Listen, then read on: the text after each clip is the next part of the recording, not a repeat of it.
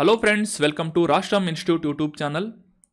ರಾಷ್ಟ್ರಂ ಫೋಕಸ್ನಲ್ಲಿ ಮೇ ತಿಂಗಳಿನಲ್ಲಿ ನಾವು ಡಿಸ್ಕಸ್ ಮಾಡಿದಂತಹ ಈ ಎಲ್ಲ ಕರೆಂಟ್ ಅಫೇರ್ಸ್ ಟಾಪಿಕ್ಸ್ಗಳನ್ನು ಪ್ರಶ್ನೋತ್ತರ ರೂಪದಲ್ಲಿ ರಿವೈಸ್ ಮಾಡಲಾಗ್ತಾ ಇದ್ದು, ಈ ರಿವಿಷನ್ ಸಿರೀಸ್ನ 7ನೇ ವಿಡಿಯೋ ಇದಾಗಿದೆ. ಈ ಹಿಂದೆ ನಾವು ಡಿಸ್ಕಸ್ ಮಾಡಿದಂತಹ ಯಾವುದೇ ವಿಡಿಯೋಸನ್ನು ನೋಡಿಲ್ಲ ಅಂತಂದರೆ ರಾಷ್ಟ್ರಂ ಇನ್ಸ್ಟಿಟ್ಯೂಟ್ನ ರಿವಿಷನ್ ಅನ್ನುವ ಈ ಪ್ಲೇ ಲಿಸ್ಟ್ನಲ್ಲಿ ಹೋಗಿ ಎಲ್ಲ ವಿಡಿಯೋಸ್ಗಳನ್ನು ನೋಡಿಕೊಂಡು ಕರೆಂಟ್ ಅಫೇರ್ಸ್ ಸಬ್ಜೆಕ್ಟನ್ನು ಈಸಿಯಾಗಿ ರಿವೈಸ್ ಮಾಡ್ಕೋಬೋದು.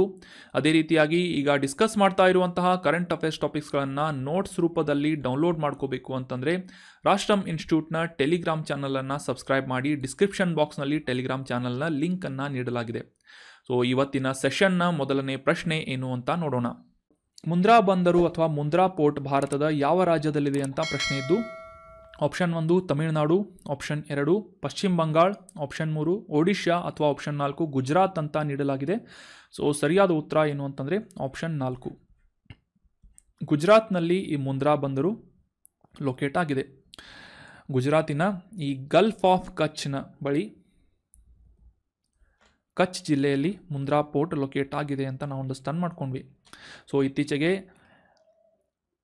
ಅತ್ಯಂತ ದೊಡ್ಡದಾದಂತಹ ಸುಮಾರು 4 ಮೀಟರ್ ಉದ್ದದ MSC ಅಣ್ಣಾ ಅನ್ನುವ ಈ ಹಡಗು ಮುಂದ್ರಾ ಪೋರ್ಟ್ನಲ್ಲಿ ಡಾಕಿಂಗ್ ಮಾಡಲು ಭೇಟಿ ನೀಡಿತ್ತು ಅಂತ, ಇದರಿಂದ ಈ ಕಂಟೈನರ್ ಹಡಗನ್ನು ಸಾಗಿಸುವಂತಹ ಒಂದು ಬಂದರು ರೆಕಾರ್ಡನ್ನು ಮಾಡಿದೆ ಅಂತ ನ್ಯೂಸ್ನಲ್ಲಿ ಪಬ್ಲಿಷ್ ಆಗಿತ್ತು. ಸೊ ಮುಂದ್ರಾ ಬಂದರು ಈಸ್ ಲೊಕೇಟೆಡ್ ಇನ್ ಗುಜರಾತ್. ಮುಂದಿನ ರಿವಿಷನ್ ಪ್ರಶ್ನೆ, ಹಸಿರು ಹೈಡ್ರೋಜನ್ ಬಗ್ಗೆ ಈ ಕೆಳಗಿನ ಯಾವ ಹೇಳಿಕೆ ಸರಿಯಾಗಿದೆ ಅಂತ ಪ್ರಶ್ನೆ ಇದ್ದು, ಆಪ್ಷನ್ 1 ನವೀಕರಿಸಬಹುದಾದ ಶಕ್ತಿಯಿಂದ ಅಥವಾ ಕಡಿಮೆ ಇಂಗಾಲದ ಶಕ್ತಿಯಿಂದ ಉತ್ಪಾದಿಸುವಂತಹ ಒಂದು ಮೀಡಿಯಂ ಹೈಡ್ರೋಜನ್ ಅಥವಾ ಗ್ರೀನ್ ಹೈಡ್ರೋಜನ್ ಆಗಿದೆ ಅಂತ ಇದೆ. ಸೊ ಎರಡನೇ ಸ್ಟೇಟ್ಮೆಂಟ್ ಏನು ಅಂತಂದರೆ, ಈ ಗ್ರೀನ್ ಹೈಡ್ರೋಜನ್ ರಿಲಯನ್ಸ್ ಇಂಡಸ್ಟ್ರೀಸ್ ಏನಿದೆ ಭಾರತದ ಅತಿ ದೊಡ್ಡ ಹಸಿರು ಹೈಡ್ರೋಜನ್ ಉತ್ಪಾದಕರಲ್ಲಿ ಒಂದಾಗಿದೆ ಅಂತ ಇದೆ.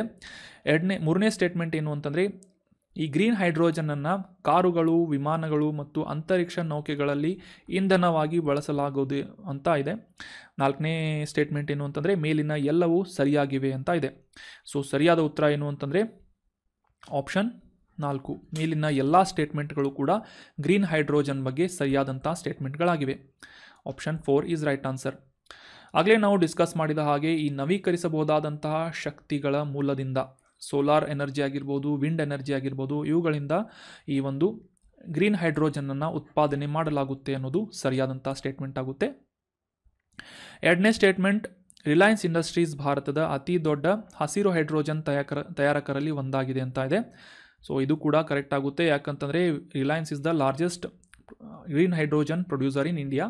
ಅದನ್ನು ಹೊರತುಪಡಿಸಿ ಈಗ ತಾನೇ ನಾವು ಡಿಸ್ಕಸ್ ಮಾಡಿದ್ವಿ, ಗ್ಯಾಸ್ ಅಥಾರಿಟಿ ಇಂಡಿಯಾ ಲಿಮಿಟೆಡ್ ಅಂತ ಗೇಲ್ ಅನ್ನುವ ಸಂಸ್ಥೆ, ಲಾರ್ಸೆನ್ ಅಂಡ್ ಟುಬ್ರೋ ಅನ್ನುವ ಸಂಸ್ಥೆ, Bharat petroleum, Indian oil corporation ಆಗಿರ್ಬೋದು, NTPC ಆಗಿರ್ಬೋದು, ಅದಾನಿ ಗ್ರೂಪ್ಸ್ ಆಗಿರ್ಬೋದು, ಈ ರೀತಿಯಾಗಿ ಸಾಕಷ್ಟು ಪ್ರಮಾಣದ ಸಂಸ್ಥೆಗಳ ಮೂಲಕ ಗ್ರೀನ್ ಹೈಡ್ರೋಜನನ್ನು ಉತ್ಪಾದನೆ ಮಾಡಲಾಗುತ್ತೆ. So approximately Reliance is the largest producer of green hydrogen ಅಂತ ನಾವು ಅಂಡರ್ಸ್ಟ್ಯಾಂಡ್ ಮಾಡ್ಕೋಬೇಕು. ಇನ್ನು ಈ ಕಾರು, ವಿಮಾನಗಳು, ಅಂತರಿಕ್ಷ ನೌಕೆಗಳಲ್ಲಿ ಕೂಡ ಇದನ್ನು ಇಂಧನವಾಗಿ ಬಳಸಬಹುದಾಗಿದೆ. ಮುಂದಿನ ರಿವಿಷನ್ ಪ್ರಶ್ನೆ, ಶೂನ್ಯ ಬಾಹ್ಯಾಕಾಶ ಅವಶೇಷಗಳು ಅಥವಾ zero space ಡಿಬ್ರೀಸ್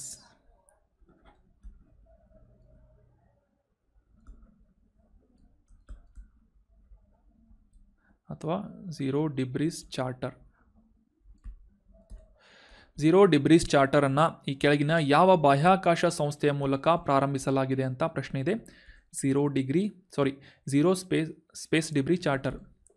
option 1 NASA, option 2 ISRO, option 3 Roscosmos ಅಥವಾ ಆಪ್ಷನ್ 4 ಜಾಕ್ಸಾ ಅಂತ ನೀಡಲಾಗಿದೆ. ಸರಿಯಾದ ಉತ್ತರ ಏನು ಅಂತಂದರೆ ಇದ್ಯಾವುದೂ ಅಲ್ಲ. 5ನೇ option European Space Agency. European space ಏಜೆನ್ಸಿಯ ಮುಖಾಂತರ ಇತ್ತೀಚೆಗೆ ಅಂದರೆ 2023ನೇ ಇಸವಿಯಲ್ಲಿ ಈ ಝೀರೋ ಡಿಬ್ರಿ ಚಾರ್ಟರನ್ನು ಸ್ಟಾರ್ಟ್ ಮಾಡಲಾಗಿದೆ, ಪ್ರಾರಂಭಿಸಲಾಗಿದೆ ಅನ್ನೋದು ಸರಿಯಾದಂಥ ಆನ್ಸರ್ ಆಗುತ್ತೆ. ಇದರ ಬಗ್ಗೆ ಡೀಟೇಲ್ ಆಗಿ ಅಂಡರ್ಸ್ಟ್ಯಾಂಡ್ ಮಾಡ್ಕೊಳ್ಳೋದಾದರೆ 2023ರಲ್ಲಿ ಸೆವಿಲ್ಲೆ ಶೃಂಗಸಭೆಯಲ್ಲಿ ಯುರೋಪಿಯನ್ ಬಾಹ್ಯಾಕಾಶ ಸಂಶೋಧನಾ ಸಂಸ್ಥೆಯಾದಂತಹ ಯುರೋಪಿಯನ್ ಸ್ಪೇಸ್ ಏಜೆನ್ಸಿಯ ಮುಖಾಂತರ ಈ ಝೀರೋ ಡಿಬ್ರೀಸ್ ಚಾರ್ಟರನ್ನು ಲಾಂಚ್ ಮಾಡಲಾಗಿತ್ತು. ಮುಖ್ಯವಾಗಿ ಈ ಬಾಹ್ಯಾಕಾಶದಲ್ಲಿ ಭೂಮಿಯನ್ನು ಸುತ್ತುತ್ತಾ ಇರುವಂತಹ ಈ ಬಾಹ್ಯಾಕಾಶದ ಚಟುವಟಿಕೆಯಲ್ಲಿ ವೇಸ್ಟ್ ಆಗಿ ಉಳಿದಂತಹ ಅವಶೇಷಗಳನ್ನು ತೆಗೆದುಹಾಕುವಂತಹ ನಿಟ್ಟಿನಲ್ಲಿ ಕ್ಲೀನ್ ಮಾಡುವಂತಹ ಉದ್ದೇಶದಿಂದ ಒಂದು ಟೆಕ್ನಾಲಜಿಯನ್ನು ಡೆವಲಪ್ ಮಾಡಬೇಕು. ಅದೇ ರೀತಿಯಾಗಿ ಈ ಬಾಹ್ಯಾಕಾಶವನ್ನು ಸ್ಪೇಸನ್ನು ಜವಾಬ್ದಾರಿಯುತವಾಗಿ ಬಳಸಿಕೊಳ್ಳುವಂತೆ ಈ ಸದಸ್ಯ ರಾಷ್ಟ್ರಗಳಿಗೆ ಬದ್ಧತೆಯನ್ನು ನೀಡುವಂತಹ ಉದ್ದೇಶದಿಂದ ಝೀರೋ ಡಿಬ್ರಿ ಚಾರ್ಟರನ್ನು ಲಾಂಚ್ ಮಾಡಲಾಗಿತ್ತು. ಸೊ ಇಲ್ಲಿಯವರೆಗೆ 12 ರಾಷ್ಟ್ರಗಳು, ಯುರೋಪಿಯನ್ ಯೂನಿಯನ್ನ ರಾಷ್ಟ್ರಗಳು ಝೀರೋ ಡಿಬ್ರೀಸ್ ಚಾರ್ಟರ್ಗೆ ಸಹಿ ಹಾಕಿವೆ ಅಂತ ಇತ್ತೀಚೆಗೆ ನ್ಯೂಸ್ನಲ್ಲಿ ಪಬ್ಲಿಷ್ ಆಗಿತ್ತು.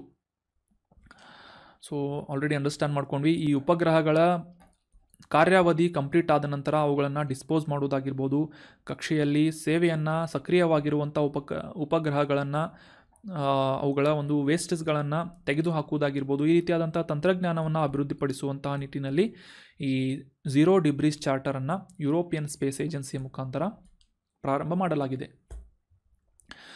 ಮುಂದಿನ ರಿವಿಷನ್ ಪ್ರಶ್ನೆ, ಏಷ್ಯನ್ ಪ್ಯಾರಾ ಗೇಮ್ಸ್ ಚಿನ್ನದ ಪದಕ ವಿಜೇತೆಯಾದಂತಹ ಅರ್ಜುನ ಪ್ರಶಸ್ತಿ ವಿಜೇತೆ ಶೀತಲ್ ದೇವಿ ಅವರು ಈ ಕೆಳಗಿನ ಯಾವ ಕ್ರೀಡೆಯ ಕ್ರೀಡಾಪಟು ಆಗಿದ್ದಾರೆ ಅಂತ ಪ್ರಶ್ನೆ ಇದೆ. Option 1 swimming, option 2 squash, option 3 archery ಅಥವಾ ಬಿಲ್ಲುಗಾರಿಕೆ, ಆಪ್ಷನ್ 4 ಫೆನ್ಸಿಂಗ್ ಅಂತ ಇದೆ.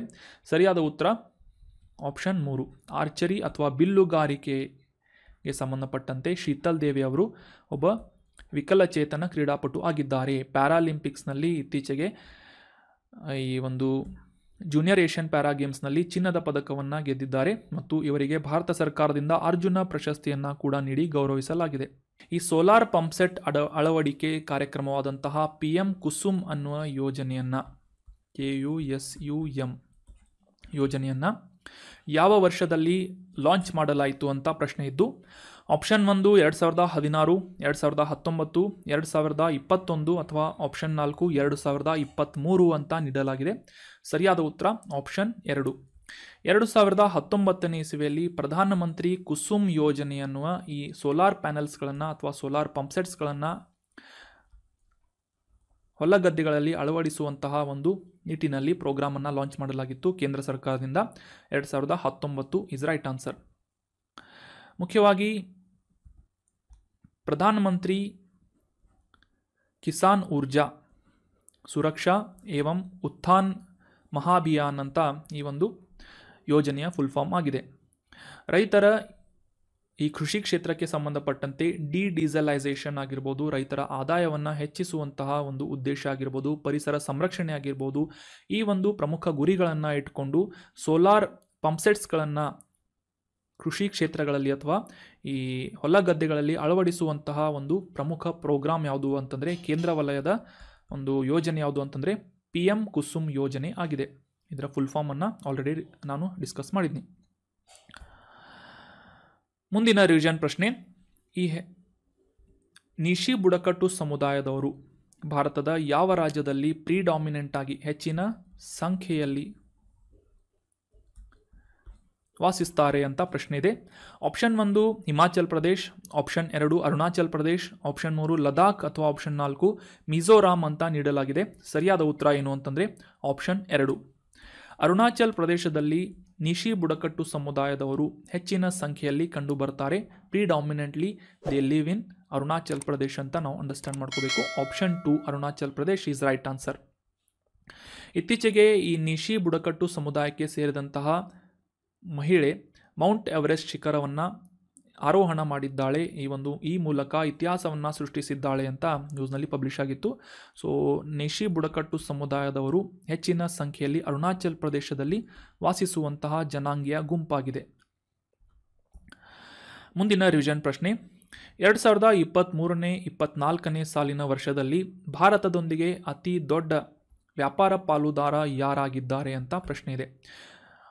Which country is the largest trade partner of India in 2023 and 24 fiscal year ಅಂತ ಪ್ರಶ್ನೆ ಇದ್ದು, option 1 United States of America, option 2 China, option 3 Russia ಅಥವಾ ಆಪ್ಷನ್ 4 ಯುನೈಟೆಡ್ ಅರಬ್ ಎಮಿರೇಟ್ಸ್ ಅಂತ ನೀಡಲಾಗಿದೆ. ಸರಿಯಾದ ಉತ್ತರ ಏನು ಅಂತಂದರೆ ಆಪ್ಷನ್ 2. ಚೀನಾದೊಂದಿಗೆ 2023-24ರಲ್ಲಿ ಭಾರತ ಅತಿ ದೊಡ್ಡ ಟ್ರೇಡಿಂಗ್ ಪಾರ್ಟ್ನರ್ ಆಗಿದೆ ಅಂತ ನಾವು ಅಂಡರ್ಸ್ಟ್ಯಾಂಡ್ ಮಾಡ್ಕೋಬೇಕು. Option 2 China is right answer. ಸುಮಾರು 118.4 ಬಿಲಿಯನ್ US$ಗಳಷ್ಟು ವ್ಯಾಪಾರ ವಹಿವಾಟನ್ನು ಹೊಂದುವುದರ ಮೂಲಕ ಚೀನಾ ಏನಿದೆ ಭಾರತದ ಅತಿ ದೊಡ್ಡ ವ್ಯಾಪಾರ ಪಾಲುದಾರರಾಗಿದೆ ಅಂತ ನಾವು ಅಂಡರ್ಸ್ಟ್ಯಾಂಡ್ ಮಾಡ್ಕೊಂಡ್ವಿ. ಅದೇ ರೀತಿಯಾಗಿ ಚೀನಾದೊಂದಿಗೆ ಈ ಟ್ರೇಡ್ ಡೆಫಿಸಿಟನ್ನು ಕೂಡ ಹೊಂದಿದೆ ಅಂತ ನಾವು ಅರ್ಥ ಮಾಡ್ಕೊಂಡ್ವಿ. ಟ್ರೇಡ್ ಡೆಫಿಸಿಟ್ ಅಂತಂತಂದರೆ ಯಾವುದೇ ಒಂದು ರಾಷ್ಟ್ರದೊಂದಿಗೆ ವ್ಯಾಪಾರ ವಹಿವಾಟು ಮಾಡುವಂಥ ಸಂದರ್ಭದಲ್ಲಿ ಆಮದನ್ನು ರಫ್ತಿಗಿಂತ ಹೆಚ್ಚಿನ ಪ್ರಮಾಣದಲ್ಲಿ ಮಾಡ್ತಾ ಇದ್ದರೆ ಅದನ್ನು ಟ್ರೇಡ್ ಡೆಫಿಸಿಟ್ ಅಂತ ಕರೀತಾರೆ. ರಫ್ತನ್ನು ಹೆಚ್ಚಾಗಿ ಮಾಡಿದರೆ ಅದನ್ನು ಟ್ರೇಡ್ ಸರ್ಪ್ಲಸ್ ಅಂತ ಕರೀತಾರೆ. ಅಮೆರಿಕದೊಂದಿಗೆ ಟ್ರೇಡ್ ಸರ್ಪ್ಲಸನ್ನು ಹೊಂದಿದೆ, ಚೀನಾದೊಂದಿಗೆ ಟ್ರೇಡ್ ಡೆಫಿಸಿಟನ್ನು ಭಾರತ ಹೊಂದಿದೆ ಅಂತ ನಾವು ಅಂಡರ್ಸ್ಟ್ಯಾಂಡ್ ಮಾಡ್ಕೊಂಡ್ವಿ. ಮುಂದಿನ ರಿವಿಷನ್ ಪ್ರಶ್ನೆ, ರುದ್ರಮ್ 2 ಅನ್ನುವ ಈ ಒಂದು ಟರ್ಮ್ ಏನಿದೆ ಇತ್ತೀಚೆಗೆ ನ್ಯೂಸ್ನಲ್ಲಿತ್ತು, ಇದು ಏನು ಅಂತ ಪ್ರಶ್ನೆ ಇದೆ. ಆಪ್ಷನ್ 1 ಸ್ಥಳೀಯವಾಗಿ ಅಭಿವೃದ್ಧಿಪಡಿಸಲಾದಂತಹ ಯುದ್ಧ ಟ್ಯಾಂಕ್ ಆಗಿದೆ ರುದ್ರಮ್ 2 ಅಂತ ಇದೆ. ಆಪ್ಷನ್ 2 ರುದ್ರಮ್ 2 ಇದು ವಿಮಾನವಾಹಕ ನೌಕೆಯಾಗಿದೆ, ಏರ್ಕ್ರಾಫ್ಟ್ ಕ್ಯಾರಿಯರ್ ಆಗಿದೆ ಅಂತ ಇದೆ. ಆಪ್ಷನ್ 3 ಇದು ಒಂದು ವಿಕಿರಣ ವಿರೋಧಿ ಕ್ಷಿಪಣಿಯಾಗಿದೆ ಅಂತ ಇದೆ. ಆಪ್ಷನ್ 4 ಇದು ದೀರ್ಘ ವ್ಯಾಪ್ತಿಯ ಮಾರ್ಗದರ್ಶಿ ಕ್ಷಿಪಣಿ ಅಥವಾ ಲಾಂಗ್ ರೇಂಜ್ ಗೈಡೆಡ್ ಮಿಸೈಲ್ ಆಗಿದೆ ಅಂತ ಇದೆ. ಸೊ ಸರಿಯಾದ ಉತ್ತರ ಸ್ಪೆಸಿಫಿಕ್ ಆದಂಥ ಆನ್ಸರ್ ಏನು ಅಂತಂದರೆ ಆಪ್ಷನ್ 3 ರುದ್ರಮ್ 2 ಅನ್ನೋದು ವಿಕಿರಣ ವಿರೋಧಿ ಆ್ಯಂಟಿ ರೇಡಿಯೇಷನ್ ಮಿಸೈಲ್ ಆಗಿದೆ ಅನ್ನೋದು ಸರಿಯಾದಂಥ ಉತ್ತರ ಆಗುತ್ತೆ. ಇತ್ತೀಚೆಗೆ ಭಾರತದ ಈ defence research and development organisation ಮೂಲಕ ರುದ್ರಮ್ 2 ಅನ್ನುವ ಈ ಒಂದು ಆ್ಯಂಟಿ ರೇಡಿಯೇಷನ್ ಸೂಪರ್ಸಾನಿಕ್ ಮಿಸೈಲನ್ನು ಒಡಿಶಾದ ಕರಾವಳಿಯ ಮೂಲಕ ಲಾಂಚ್ ಮಾಡಲಾಯಿತು. ಶತ್ರು ಪಡೆಗಳ ಈ ರೇಡಾರ್ ಸಿಸ್ಟಮನ್ನು ಧ್ವಂಸಗೊಳಿಸುವಂತಹ ನಿಟ್ಟಿನಲ್ಲಿ ಈ ರುದ್ರಮ್ 2 ಅನ್ನುವ ಆ್ಯಂಟಿ ರೇಡಿಯೇಷನ್ ಮಿಸೈಲ್ ಏನಿದೆ ಪ್ರಮುಖ ಪಾತ್ರವನ್ನು ವಹಿಸಲಿದೆ ಅಂತ ನಾವು ಅಂಡರ್ಸ್ಟ್ಯಾಂಡ್ ಮಾಡ್ಕೊಂಡ್ವಿ. ಈ ಆರ್ಟಿಮಿಸ್ ಬಾಹ್ಯಾಕಾಶ ಮಿಷನ್ ಒಪ್ಪಂದಕ್ಕೆ ಭಾರತವು ಈ ಕೆಳಗಿನ ಯಾವ ದೇಶದೊಂದಿಗೆ ಅಗ್ರಿಮೆಂಟಿಗೆ ಸಹಿ ಹಾಕಿದೆ ಅಂತ ಪ್ರಶ್ನೆಯನ್ನು ಕೇಳಲಾಗಿತ್ತು. ಆಪ್ಷನ್ಸ್ಗಳಲ್ಲಿ ಜರ್ಮನಿ, USA, ಫ್ರಾನ್ಸ್ ಅಥವಾ ಯುರೋಪಿಯನ್ ಸ್ಪೇಸ್ ಏಜೆನ್ಸಿ ಅಂತ 4 ಆಪ್ಷನ್ಸ್ಗಳನ್ನು ಕೂಡ ನೀಡಲಾಗಿತ್ತು. ಸರಿಯಾದ ಉತ್ತರ ಏನು ಅಂತಂದರೆ ಆಪ್ಷನ್ 2 ಯುನೈಟೆಡ್ ಸ್ಟೇಟ್ಸ್ ಆಫ್ ಅಮೆರಿಕಾದೊಂದಿಗೆ ಈ ಆರ್ಟಿಮಿಸ್ ಬಾಹ್ಯಾಕಾಶ ಮಿಷನ್ ಒಪ್ಪಂದಕ್ಕೆ ಭಾರತ ಇತ್ತೀಚೆಗೆ ಸಹಿ ಹಾಕಿದೆ ಅಂತ ನಾವು ಅಂಡರ್ಸ್ಟ್ಯಾಂಡ್ ಮಾಡ್ಕೋಬೇಕು. So USA is right answer. ಮುಖ್ಯವಾಗಿ ಈ ಚಂದ್ರನ ಅಧ್ಯಯನ ಮಾಡುವಂತಹ ಒಂದು ಉದ್ದೇಶದಿಂದ ಯುನೈಟೆಡ್ ಸ್ಟೇಟ್ಸ್ ಆಫ್ ಅಮೆರಿಕಾದ ನಾಸಾ ಮತ್ತು ಇತರ ಪ್ರಮುಖ ಬಾಹ್ಯಾಕಾಶ ಸಂಶೋಧನೆಗಳ ಸಂಸ್ಥೆಯನ್ನು ಕ್ರೋಢೀಕರಿಸುವುದರ ಮೂಲಕ ಈ ಆರ್ಟಿಮಿಸ್ ಮಿಷನ್ ಅನ್ನುವ ಅಗ್ರಿಮೆಂಟನ್ನು ಯುನೈಟೆಡ್ ಸ್ಟೇಟ್ಸ್ ಆಫ್ ಅಮೆರಿಕಾದಿಂದ ಸ್ಟಾರ್ಟ್ ಮಾಡಲಾಗಿದೆ ಅಥವಾ ಇನಿಷಿಯೇಟ್ ಮಾಡಲಾಗಿದೆ. ಇದರಲ್ಲಿ ಜಾಗತಿಕವಾಗಿ ಯುರೋಪ್, ಏಷ್ಯಾ, ಉತ್ತರ ಅಮೆರಿಕಾ, ಓಷೇನಿಯಾ, ಆಫ್ರಿಕಾ, ದಕ್ಷಿಣ ಅಮೆರಿಕಾದಂತಹ ಪ್ರಮುಖ ಖಂಡಗಳಿಂದ 26 ದೇಶಗಳು ಭಾಗವಹಿಸ್ತವೆ, ಈ ಒಂದು ಅಗ್ರಿಮೆಂಟಿಗೆ ಸಹಿ ಹಾಕಿವೆ. ಇದರ ಮುಖ್ಯ ಉದ್ದೇಶ ಏನು ಅಂತಂದರೆ 2025ರ ವೇಳೆಗೆ ಮಾನವನನ್ನು ಚಂದ್ರನ ಮೇಲೆ ಇಳಿಸುವಂತಹ ಲ್ಯಾಂಡಿಂಗ್ ಮಾಡುವಂತಹ ಒಂದು ಗುರಿಯನ್ನು ಈ ಆರ್ಟಿಮಿಸ್ ಮಿಷನ್ ಹೊಂದಿದೆ ಅಂತ ನಾವು ಅಂಡರ್ಸ್ಟ್ಯಾಂಡ್ ಮಾಡ್ಕೋಬೇಕು. ಸೊ ಇದೇ ಒಂದು ನಿಟ್ಟಿನಲ್ಲಿ ಪ್ರಾಥಮಿಕವಾಗಿ ಈ ಒಂದು ಇನಿಷಿಯೇಟಿವ್ನ ಅಡಿಯಲ್ಲಿ ಚಂದ್ರನ ಬಾಹ್ಯದ ಕಕ್ಷೆಯಲ್ಲಿ ಒಂದು ಲೂನಾರ್ ಗೇಟ್ವೇ ಅನ್ನುವ ಒಂದು ಇನಿಷಿಯೇಟಿವನ್ನು ಪ್ರಾರಂಭ ಮಾಡಲಾಗಿದೆ. ಸೊ ಈ ಒಂದು ಇನಿಷಿಯೇಟಿವ್ನ ಅಡಿಯಲ್ಲಿ ಏನು ಮಾಡುತ್ತೆ ಅಂತಂದರೆ ಈ ಚಂದ್ರನ ಬಾಹ್ಯಾಕಾಶದ ಒಂದು ಕಕ್ಷೆಯಲ್ಲಿ ಈ ರೀತಿಯಾದಂತಹ ಒಂದು ಸ್ಪೇಸ್ ಸ್ಟೇಷನನ್ನು ಬಾಹ್ಯಾಕಾಶ ನಿಲ್ದಾಣವನ್ನು ಸ್ಥಾಪನೆ ಮಾಡಿ ಇದು ಚಂದ್ರನ ಅಂಗಳದಲ್ಲಿ ಅಥವಾ ಕಕ್ಷೆಯಲ್ಲಿ ಈ ರೀತಿಯಾದಂತಹ ಸ್ಟೇಷನನ್ನು ರೂಪಿಸಿ ಆ ಒಂದು ಸ್ಟೇಷನ್ನಲ್ಲಿ ಈ ಗಗನಯಾತ್ರಿಗಳು ಹೋಗಿ ಲೊಕೇಟ್ ಆಗಿ ಅಲ್ಲಿಂದ ಮುಂದಿನ ಸ್ಟ್ರಾಟಜೀಸ್ಗಳನ್ನು ಪ್ಲ್ಯಾನ್ ಮಾಡಿಕೊಂಡು ಈ ಚಂದ್ರನ ಅಂಗಳಕ್ಕೆ ಮಾನವ ಸಹಿತವಾಗಿ ಲ್ಯಾಂಡಿಂಗ್ ಮಾಡುವಂತಹ ಒಂದು ಉದ್ದೇಶವನ್ನು ಈ ಲೂನಾರ್ ಗೇಟ್ವೇ ಆಗಿರ್ಬೋದು ಅಥವಾ ಆರ್ಟಿಮಿಸ್ ಬಾಹ್ಯಾಕಾಶ ಮಿಷನ್ ಆಗಿರ್ಬೋದು ಹೊಂದಿದೆ ಅಂತ ನಾವು ಅಂಡರ್ಸ್ಟ್ಯಾಂಡ್ ಮಾಡ್ಕೋಬೇಕು. ಸೊ ವೆರಿ ಇಂಪಾರ್ಟೆಂಟ್, ನೋಟ್ ಮಾಡಿ ಇಟ್ಕೊಳ್ಳಿ. ಆರ್ಟಿಮಿಸ್ ಬಾಹ್ಯಾಕಾಶ ಮಿಷನ್ ಇದು ಯುನೈಟೆಡ್ ಸ್ಟೇಟ್ಸ್ ಆಫ್ ಅಮೆರಿಕಾದ ಒಂದು ಉಪಕ್ರಮವಾಗಿದ್ದು ಇತ್ತೀಚೆಗೆ ಭಾರತ ಈ ಒಂದು ಅಗ್ರಿಮೆಂಟಿಗೆ ಸಹಿ ಹಾಕಿದೆ ಅಂತ ನಾವು ಅಂಡರ್ಸ್ಟ್ಯಾಂಡ್ ಮಾಡಿಕೊಂಡ್ರೂ ಸಾಕು. ಸೊ ಇದರಿಂದ ಭಾರತಕ್ಕೆ ಸಾಕಷ್ಟು ರೀತಿಯಾದಂತಹ ಪ್ರಯೋಜನಗಳು ಆಗಲಿದ್ದು ಮುಖ್ಯವಾಗಿ ಈ ಟೆಕ್ನಾಲಜಿ ಟ್ರಾನ್ಸ್ಫರ್ ಕ್ಷೇತ್ರದಲ್ಲಿ ಈ ಮೈಕ್ರೋ ಎಲೆಕ್ಟ್ರಾನಿಕ್ಸ್ ಆಗಿರ್ಬೋದು, ಕ್ವಾಂಟಮ್ ಕಂಪ್ಯೂಟಿಂಗ್ಸ್ ಆಗಿರ್ಬೋದು ಅಥವಾ ಈ ಬಾಹ್ಯಾಕಾಶ ಭದ್ರತೆಗೆ ಸಂಬಂಧಪಟ್ಟಂತೆ ಸಾಕಷ್ಟು ಸ್ಟ್ರಾಟಜಿಕಲ್ಲಿ ಕೂಡ ಭಾರತ ಈ ಒಂದು ಅಗ್ರಿಮೆಂಟ್ನಿಂದ ಸಾಕಷ್ಟು ಅನುಕೂಲಗಳನ್ನು ಪಡೆಯಲಿದೆ ಅಂತ ನಾವು ಅಂಡರ್ಸ್ಟ್ಯಾಂಡ್ ಮಾಡ್ಕೋಬೇಕು.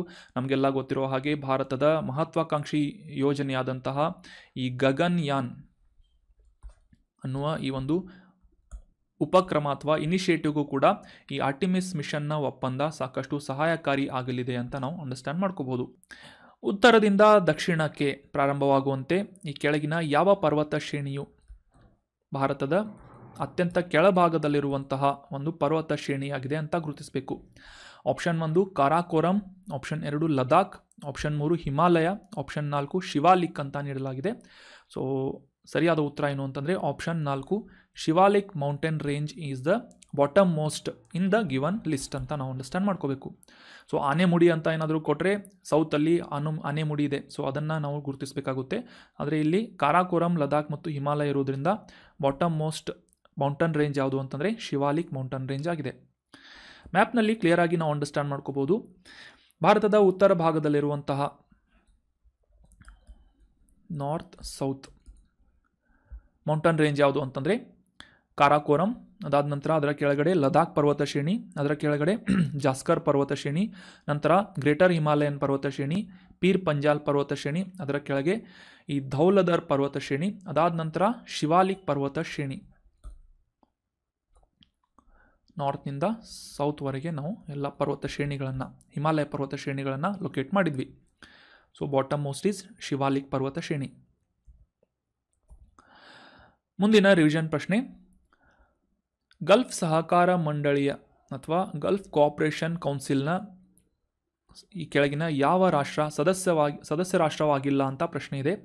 Option 1 Qatar, option 2 UAE, option 3 Bahrain ಅಥವಾ ಆಪ್ಷನ್ 4 ಯಮೆನ್ ಅಂತ ನೀಡಲಾಗಿದೆ. ಸೊ ಸರಿಯಾದ ಉತ್ತರ ಏನು ಅಂತಂದರೆ ಈ ಒಂದು ಇದರಲ್ಲಿ ಕ್ಲಿಯರ್ ಆಗಿ ಅಂಡರ್ಸ್ಟ್ಯಾಂಡ್ ಮಾಡ್ಕೋಣ.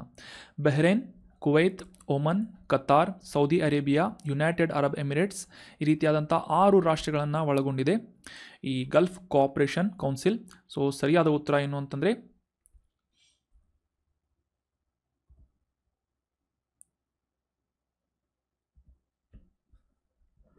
ಒಮೆನ್ ಇದರ ಸದಸ್ಯ ರಾಷ್ಟ್ರ ಆಗಿದೆ, ಯಮೆನ್ ಆಗಿಲ್ಲ. ಉಳಿದಂತೆ ಕತಾರ್, UAE ಮತ್ತು ಬಹರೇನ್ ರಾಷ್ಟ್ರಗಳು ಗಲ್ಫ್ ಕೋಆಪರೇಷನ್ ಕೌನ್ಸಿಲ್ನ ಸದಸ್ಯ ರಾಷ್ಟ್ರಗಳು ಆಗಿವೆ. ಮುಂದಿನ ರಿವಿಷನ್ ಪ್ರಶ್ನೆ, ಈ ಕೆಳಗಿನ ಯಾವ ನದಿಯು ಕೇರಳದ ಅತಿ ದೊಡ್ಡ ನದಿಯಾಗಿದೆ, ಉದ್ದವಾದಂಥ ನದಿಯಾಗಿದೆ ಅಂತ ಪ್ರಶ್ನೆ ಇದೆ. Option 1 Periyar, option 2 Pambar, option 3 Pampa ಅಥವಾ ಆಪ್ಷನ್ 4 ಭರತಪುಳ ಅಂತ ಇದೆ.